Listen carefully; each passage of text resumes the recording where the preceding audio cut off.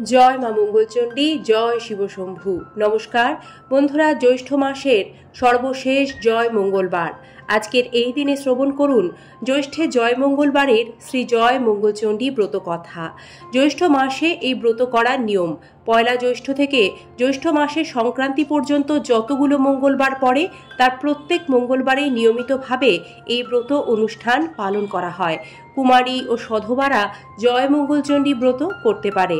ব্রত কথা শোনার সময় 3 গাছা দূর্বা ও একটি করে ফুল হাতে নিয়ে ব্রত কথা শুনতে হয় এবং ব্রত কথা শেষ হলে ব্রতী জল পান করেন। এ ব্রতের ব্রত কথা। শিবের বাড়ি কৈলাস পর্বতে। আকাশ থেকে যেন কোটি কোটি চাঁদের আলো ঝরে পড়ছে সেখানে। গন্ধর্ব, কিন্নর, যক্ষ ও বিদ্যাধরদের গানে কৈলাস শিবলোক পরিপূর্ণ হয়ে আছে। এমনি একটা দিনে মা ভগবতী পদ্মার সঙ্গে বসে গল্প করছিলেন। এমন সময় হঠাৎ তার মনে এলো যে মর্তে তার পুজোর প্রচলন হওয়া দরকার, তার ব্যবস্থা করতে হবে। এই কথা শুনে পদ্মার খুব ভাবনা হলো। সে ভাবতে লাগলো কেমন করে মর্তে মায়ের পুজোর ব্যবস্থা হতে পারে। পদ্মার এই ভাব দেখে মা বললেন যে এর জন্য কারুকে ভাবতে হবে না, তিনি নিজেই তার পুজোর ব্যবস্থা করবেন। আর করলেনও তাই। মায়া করি ধরে মাতা জরাতির বেশ, হাতে লাঠি কাঁধে ঝুলি উড়ি পড়ে কেশ। এমনি এক বুড়ির বেশ ধরে মা চললেন মর্তে। এই বেশে মা উজানি নগরে এসে উপস্থিত হলেন। উজানি নগরে এক সদাগর ও এক বেনে বাস করতেন। সদাগরের 7 ছেলে ছিল আর বেনের ছিল 7টি মেয়ে। একদিন মা মঙ্গলচণ্ডী এক বুড়ি বামনির বেশ ধরে প্রথমে বেনের বাড়ি গেলেন। গিয়ে বললেন, ও মা, 2টি ভিক্ষে দাও গো। বেনে বউ তাড়াতাড়ি ভিক্ষের থালা সাজিয়ে ভিক্ষে দিতে এলে বামনি জিজ্ঞেস করলেন, তোমার কয় ছেলে কয় মেয়ে মা? বেনে বউ বললেন, আমার 7 মেয়ে মা, কোনো ছেলে নেই। বামনি তখন বললেন, আমি ছেলে 8 কুড়োর মুখ দেখি না আর মেয়ে 8 কুড়োর ভিক্ষে নি না। এই বলে যেই উনি চলে যাবার জন্য প্রস্তুত হলেন অমনি বেনে বউ কেঁদে তার পায়ে পড়ে বললেন, যাতে ছেলে হয় তার একটা উপায় করো মা। বামনি তাকে একটা ফুল দিয়ে বললেন, এই ফুল ধুয়ে জল খেলে তোমার ছেলে হবে, তার নাম রেখো জয়দেব। এই বলে বামনি চলে গেলেন। এবার সেই বামনি সদাগরের বাড়ি গেলেন। গিয়ে বললেন, ও মা, 2টি ভিক্ষে দাও গো। সদাগর বউ একইভাবে ভিক্ষের থালা সাজিয়ে ভিক্ষে দিতে এলে বামনি জিজ্ঞেস করলেন, তোমার কয় ছেলে কয় মেয়ে মা? সদাগর বউ বললেন, আমার 7 ছেলে মা, কোনো মেয়ে নেই। বামনি তখন বললেন, আমি মেয়ে 8 কুড়োর মুখ দেখি না আর ছেলে 8 কুড়োর ভিক্ষে নি না। এই বলে যেই উনি চলে যাবার জন্য প্রস্তুত হলেন অমনি সদাগর বউ কেঁদে পায়ে পড়ে বললেন, যাতে মেয়ে হয় তার একটা উপায় করো মা। বামনি একটি ফুল দিয়ে বললেন, এই ফুল ধুয়ে জল খেলে তোমার মেয়ে হবে, তার নাম রেখো জয়াবতী। এই বলে বামনি চলে গেলেন। কালক্রমে 2 বই পোয়াতি হলো। বামনির কথা অনুযায়ী তারা তাদের ছেলে মেয়েদের নাম রাখলো যথাক্রমে জয়দেব ও জয়াবতী। জয়দেব ও জয়াবতী ক্রমে বড় হলো। একদিন যখন জয়াবতী মা মঙ্গলচণ্ডীর পুজো করছিল তখন জয়দেবের পায়রা উড়ে এসে জয়াবতীর কোলে বসলো। জয়দেব এসে তাকে বলল, আমার পায়রা ধরেছ কেন, আমায় ফেরত দাও। জয়াবতী তাকে বলল, আমি কেন ধরতে যাব, ও তো নিজেই এসে বসেছে আমার কোলে আর আমি ওকে দেব না। জয়দেব রেগে গিয়ে তার পুজোর উপকরণের দিকে তাকিয়ে বললেন, যদি না দাও তাহলে এই সব কিন্তু আমি ফেলে দেব। এই কথা শুনে জয়াবতী ভয় পেয়ে বলল, এরম বলতে নেই, আমি মা মঙ্গলচণ্ডীর জয় মঙ্গলবার ব্রত করছি। জয়দেব জিজ্ঞেস করল, এতে কি হয়? জয়াবতী উত্তর দিল, এ ব্রত করলে সে জলে ডোবে না, আগুনে পড়ে না, খাঁড়ায় কাটে না, কিছু হারালে তা ফিরে পায়, মরে গেলে বেঁচে যায়, দেশে রাজা মরলে সে রাজা হয়ে যায়, রাজ্য পায়। এ কথা বলার পর তিনি জয়দেবকে তার পায়রা ফিরিয়ে দিলেন। জয়দেব তার বাড়িতে এসে দুঃখী মনে শুয়ে পড়লেন। তার মা তাকে জিজ্ঞেস করতে তিনি বললেন যে জয়াবতীর সাথে তার বিয়ে দিতে হবে। তার মা তাকে বললেন, এ আর এমন কথা কি, তোর বাবাকে বলে সব ঠিক করা যাবে। জয়দেবের বাবা জয়াবতীর বাবাকে অনেক উপহার পাঠিয়ে তাকে এই বিয়েতে রাজি করালেন। জ্যৈষ্ঠ মাসের একটি মঙ্গলবারে তাদের বিয়ের দিন ঠিক হলো।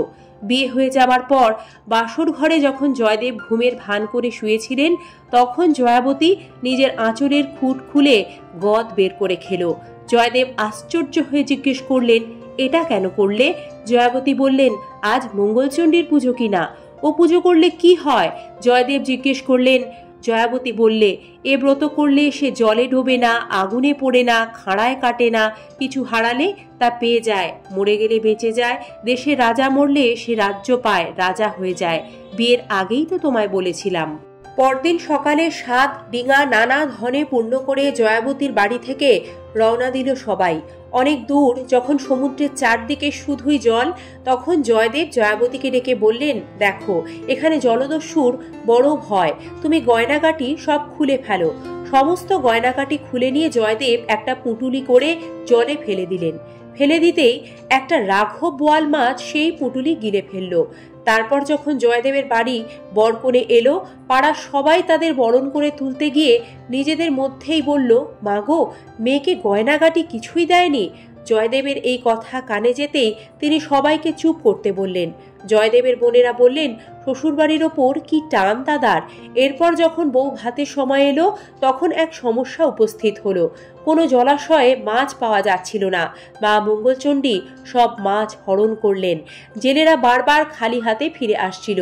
এই কথা শুনে জয়াবতী তাদের সমুদ্রে জাল ফেলতে বললেন। জেলেরা সেই কথা মতো সমুদ্রে জাল ফেলে ওই রাঘব বোয়াল মাছটাকে ধরল, কিন্তু মাছটা ধরা পড়লেও কেউ সেটা কুটতে পারল না। শেষে জয়াবতী বললেন, আমি মাছ কুটব। শুনে সকলে হেসে উঠল, কিন্তু জয়াবতী মা মঙ্গলচণ্ডীকে স্মরণ করে মাছ কুটতে গেলেন। যেই না বটির গায়ে মাছ ঠেকালেন, অমনি মাছ কেটে টুকরো টুকরো হয়ে গেল, আর সেই গয়নার পুটুলি তার কোলে এসে পড়ল। তারপর যখন জয়াবতী সেই গয়নাগাটি পরে বেরিয়ে এলেন, সবাই তাকে দেখে অবাক হয়ে গেল। জয়দেব সেই গহনা ফিরে পেতে মনে মনে ভাবলেন যে সত্যিই তো হারানো জিনিস ফিরে এলো। এরপর রান্না করার কথা এলে জয়দেব বললেন, জয়াবতী রান্না করবে। জয়াবতী তখন মা মঙ্গলচণ্ডীকে স্মরণ করে রাঁধতে গেলেন। সবাই খেয়ে খুব সুখ্যাতি করলো, ধন্যি ধন্যি করে চলে গেল।